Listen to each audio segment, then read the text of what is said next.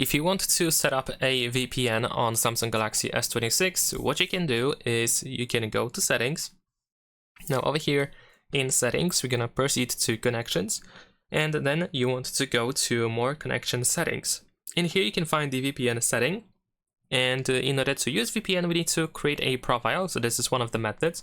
You can tap on this plus button in the upper right corner in order to create the VPN network or try to connect to a VPN network actually.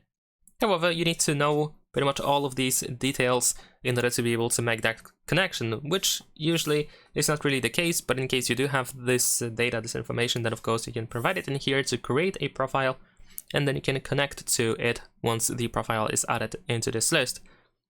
On the other hand, if you don't have this data or any data at all, any information about the VPN connection, and then in that case you want to go to the Play Store and you want to probably download a VPN app instead. So if you open the if you open the Play Store, you can search for VPN in here. And as you can see, there are there's a really long list of different VPN apps that of course you can try to use on your phone.